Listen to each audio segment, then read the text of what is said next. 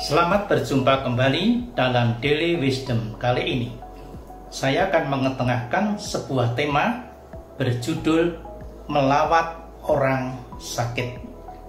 Saudara-saudara, menurut penelitian, bayi yang baru lahir hanya memiliki dua ketakutan.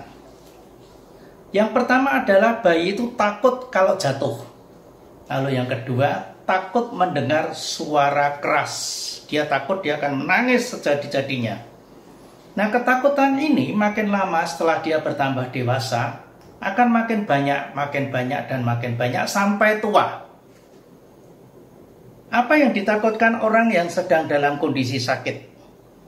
Dalam kondisi sakit, dia akan berpikir sakit saya ini bisa sembuh atau tidak, atau saya harus mengalaminya sampai bertahun-tahun. Yang kemungkinan kedua, orang dalam kondisi sakit akan berkata, wah, ini sudah akhir hidup saya. Jadi saya harus sudah siap untuk menghadapi kemungkinan yang terburuk. Saudara-saudara, apa yang dilakukan oleh orang-orang yang sakit ketika mengalami penderitaan demikian? Yang harus dilakukan itu pertama adalah keberanian untuk menghadapi kenyataan bahwa dirinya sakit. Bahwa saya sakit ini fakta, bukan mimpi. Yang kedua, orang itu harus punya semangat untuk sehat kembali. Dalam hatinya harus berkata, saya harus sehat kembali, saya harus bangun, saya harus pulang dari rumah sakit ini. Yang ketiga adalah penyerahan total kepada Allah. Apapun yang terjadi, pasti dalam kehendaknya, dan Tuhan tidak akan mencelakakan saya. Pasti yang terbaik yang diberikan pada saya. Saudara-saudara, Ayub mengalami penderitaan yang bertubi-tubi. Setelah anak-anaknya mati, harta bendanya ludes, istrinya sendiri tidak mendukung. Nah, sekarang dirinya sendiri sakit kusta, ditambah lagi teman-temannya datang. Sahabat-sahabatnya ini datang. Tetapi ada di antara mereka itu, di antaranya tidak mendukung, malah membuat Ayub lebih menderita. Ada 4 temannya. 4 teman itu adalah Elifaz, Bildad, Sofar, dan Elihu. Dari 4 orang ini, hanya 1 yang tidak ditegur Tuhan. Namanya Elihu. Beda dengan ketiga temannya yang lain, yang ditegur Tuhan karena apa? Tidak berkata tentang aku. Tidak berkata benar tentang aku seperti hambaku Ayub. Saya bacakan Ayub 42 ayat 7. Setelah Tuhan mengucapkan firman itu kepada Ayub, maka firman Tuhan kepada Elifaz orang Teman, murkaku menyala terhadap engkau dan terhadap kedua sahabatmu, karena kamu tidak berkata benar tentang aku seperti hambaku Ayub. Jadi dalam rangka kita melawan orang sakit itu ternyata ada konsekuensinya. Kalau kita sampai tidak bisa menghibur, memberi semangat, mendoakan tetapi malah lebih memperparah, Tuhan mengatakan seperti teman Ayub nomor 1, 2, dan 3. Murkaku menyala terhadap engkau, terhadap kedua saudara sahabatmu juga. Saudara-saudara, yang menarik adalah Elihu tidak ditegur Tuhan. Beda dengan ketiga temannya yang lain. Karena Elihu menyampaikan apa yang benar tentang Allah kepada Ayub. Nah, dari kisah teman-teman Ayub ini, saudara, kita mau belajar bagaimana melawat orang yang sakit.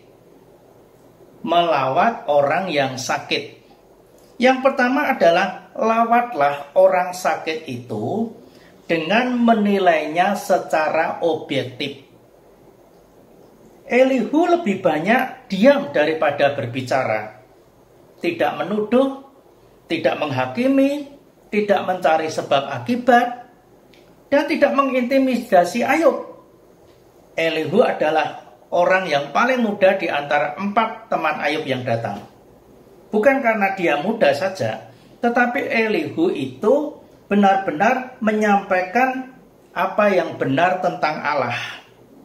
Bahwa Ayub mengalami semuanya itu bukan karena dosanya, bukan karena sebab akibat, tapi ada rencana Allah.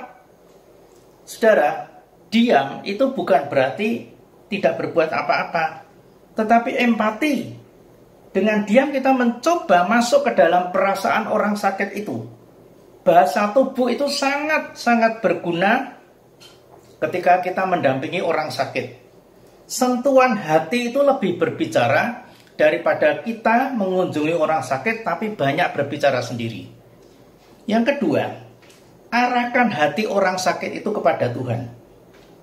Ketiga teman Ayub ditegur Tuhan karena apa? Mereka tidak berkata benar tentang Allah. Tuhan menyebut Ayub itu hambanya. Hambaku Ayub. Itu menunjukkan bahwa walaupun Ayub dalam penderitaan, Tuhan tetap mengasihi Ayub. Orang yang dikasih Allah bukan orang yang sedang dihukum Allah, itu Ayub. Tetapi Allah sedang punya rencana di balik semuanya. Kadang-kadang Tuhan berbicara melalui hati, melalui firman, tetapi juga melalui orang-orang sahabat-sahabat yang datang mengunjungi orang sakit itu. Oleh sebab itu, ketika kita mengunjungi orang sakit, itu kita harus berperan sebagai pembimbing rohani. Mengarahkan orang itu kepada Allah. Jadilah pembimbing rohani yang baik dan benar dalam mendampingi orang sakit. Yang ketiga adalah Tuhan memakai kita ketika pelawatan itu terjadi. Saudara mengunjungi orang sakit di rumah atau di rumah sakit atau di mana saja, Tuhan memakai saudara. Tuhan ada di antara Anda dan orang sakit. Karena Tuhan sendiri mengatakan, di mana 2 atau 3 orang berkumpul di dalam namaku, aku di tengah-tengah mereka. Ketiga teman Ayub yang ditegur Tuhan itu, mereka tidak berperan sebagaimana mestinya, yaitu menyampaikan kebenaran firman Tuhan kepada Ayub yang sedang menderita. Di dalam pelawatan orang sakit itu hanya ada 2 kemungkinan. Kita menjadi pembimbing rohani yang baik dan benar bagi orang yang sakit, membawa penghiburan dan kebenaran firman Tuhan, atau kita menjadi orang yang membimbangkan orang sakit itu, sehingga orang sakit itu bingung dan bertanya-tanya, Tuhan itu masih mau sembuhkan saya atau tidak? Atau malah kadang-kadang protes, di mana Tuhan? Kenapa saya sakit? Kenapa saya tidak disembuhkan? Saudara, quote kita hari ini adalah, dalam melawat orang sakit, hadirkan Kristus melalui hidup kita dengan pesan dan kesan yang indah, sehingga orang sakit itu dihiburkan, dia punya semangat, dan dia menyerahkan hidupnya kepada Tuhan. Tuhan memberkati saudara. Amin.